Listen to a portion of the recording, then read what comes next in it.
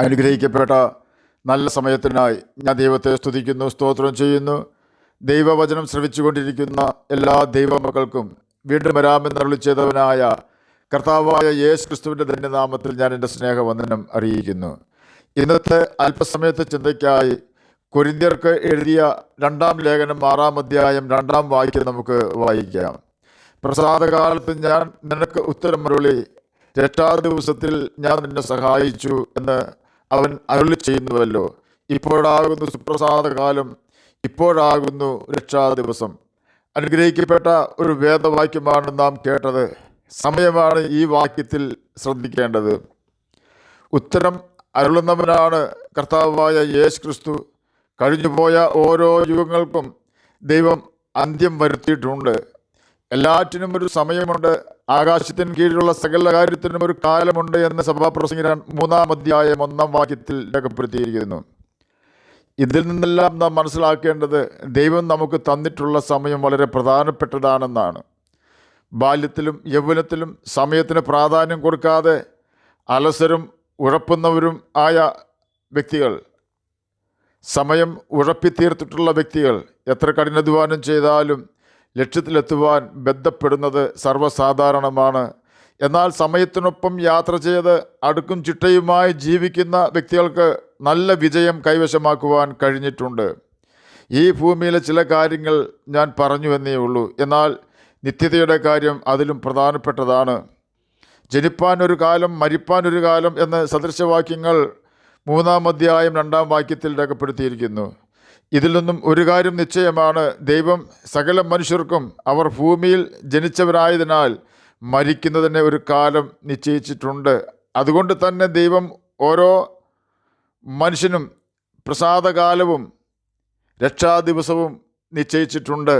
തന്നെയുമല്ല, ന്യായവിധിക്കായൊരു സമയം ദൈവം നിശ്ചയിച്ചിട്ടുണ്ട്.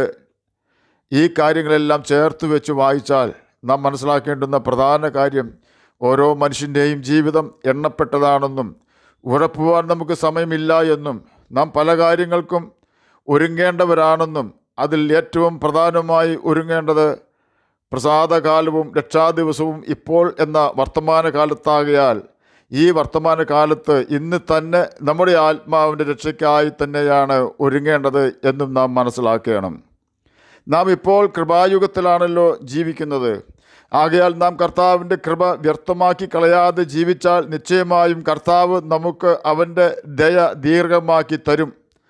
പലപ്പോഴും ആത്മരക്ഷ മനുഷ്യർ നഷ്ടമാക്കി കളയുന്നത് ഉപജീവന ചിന്തകളാലും മദ്യപാനത്താലും അതിഭക്ഷണത്താലും ആയിരിക്കും എന്ന് ബൈബിൾ നമ്മെ പഠിപ്പിക്കുന്നു.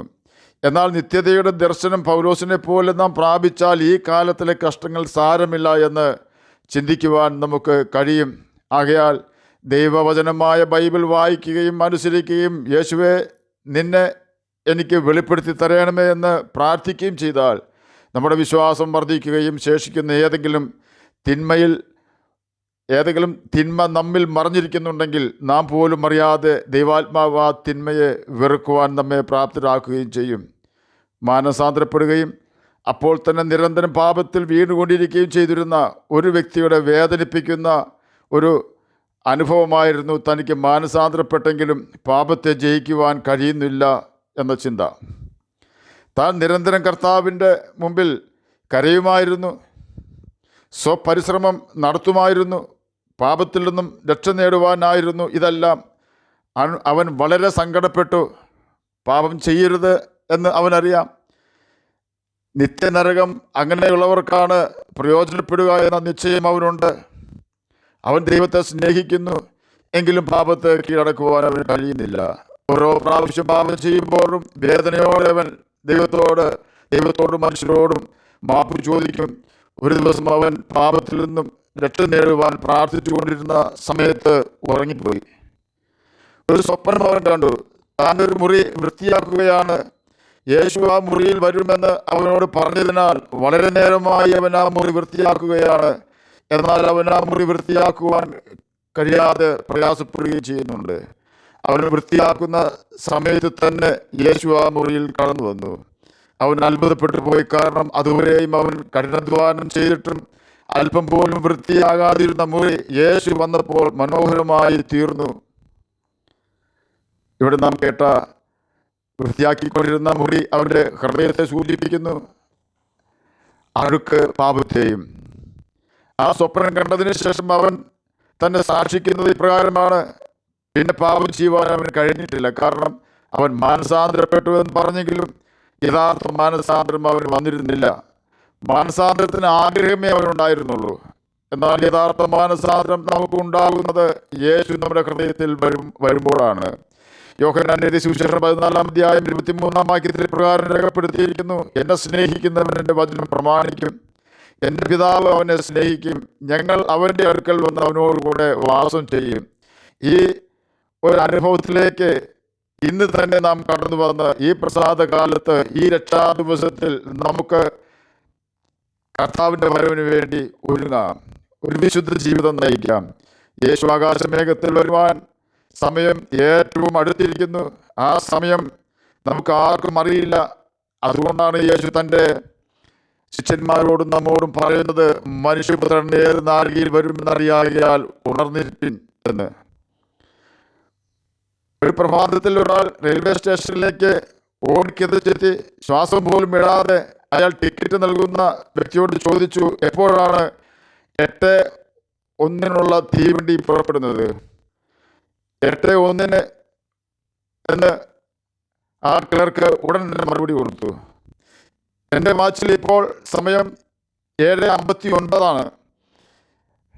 ടൗൺ ക്ലോക്കിലെ സമയം 7:57. എന്നാൽ റെയിൽവേ സ്റ്റേഷനിലെ ക്ലോക്കിലാകട്ടെ സമയം 8:04. ഇതിലേത് സമയമാണ് ശരി എന്ന് ആ യാത്രക്കാരൻ ചോദിച്ചു. ഇത് കേട്ട റെയിൽവേ ഉദ്യോഗസ്ഥൻ്റെ മറുപടി ഇപ്രകാരമായിരുന്നു: നിങ്ങൾക്ക് ഇഷ്ടമുള്ള സമയം തിരഞ്ഞെടുത്തുകൊള്ളുക. ഇന്ന് നിങ്ങൾക്ക് 8:01 തീവണ്ടിയിൽ പോകാൻ ആവുകയില്ല. കാരണം അത് 8:01 തന്നെ കടന്നുപോയി. ഇതുപോലെ തന്നെ നാം ഒരുങ്ങിയാലും ഇല്ലെങ്കിലും കർത്താവായ യേശു ക്രിസ്തു ആകാശമേഘ വരും. നാം കറിയും ചുരുക്കവും ഇല്ലാതെ പാപം ചെയ്യാതെ ഒരുങ്ങിയിരുന്നാൽ മാത്രമേ കർത്താവിനെ എതിരേൽപ്പാൻ നമുക്കാകൂ. സമയം വളരെ പ്രധാനപ്പെട്ടതാണ്. കർത്താവിൻ്റെ സമയത്താണ് യേശു എപ്പോഴും പ്രവർത്തിച്ചിട്ടുള്ളത്, ഇനി പ്രവർത്തിക്കുന്നതും. നാം കൈവിടപ്പെട്ടു പോകാതിരിക്കുവാൻ സുപ്രസാദകാലമായ ഇന്ന്, രക്ഷാ ദിവസമായ ഇന്ന് തന്നെ യേശുവിനെ സ്വന്തം രക്ഷിതാവായി സ്വീകരിച്ച് പാപത്തെ ഉപേക്ഷിച്ച് നമുക്ക് ജീവിക്കാം. അതിന് കർത്താവ് നമ്മെ സഹായിക്കട്ടെ എന്ന് പ്രാർത്ഥിച്ചുകൊണ്ട് ഞാൻ എൻ്റെ വാക്കുകളെന്ന് വിരമിക്കുന്നു. നമുക്ക് പ്രാർത്ഥിക്കാം. ഞങ്ങളെ സ്നേഹിക്കുന്ന സ്വർഗീയ പിതാവേ, നല്ല വചനത്തിനായി ഞാൻ സ്തുതിക്കുന്നു, സ്തോത്രം ചെയ്യുന്നു. അങ്ങയുടെ വചനം പ്രമാണിച്ചുകൊണ്ട് ജ്യോതിഷികളെ പോലെ തിളങ്ങുവാൻ അടിയനെ കേൾക്കുന്ന അങ്ങയുടെ മക്കളെ സഹായിക്കണമേ. രോഗത്താൽ ഭാരപ്പെടുന്നവർക്ക് രോഗസൗഖ്യം കൊടുക്കണമേ. സമാധാനമില്ലാത്തവർക്ക് സമാധാനം കൊടുക്കണമേ. പീഡ അനുഭവിക്കുന്ന സകല ജനങ്ങളെയും അങ്ങ് രക്ഷിക്കണമെന്ന് പ്രാർത്ഥിക്കുന്നു. പ്രാർത്ഥന കേട്ടതിനായ സ്തോത്രം, യേശുവിൻ്റെ നാമത്തിൽ തന്നെ ആമേൻ. കർത്താവ് എല്ലാവരെയും അനുഗ്രഹിക്കട്ടെ. സ്തോത്രം.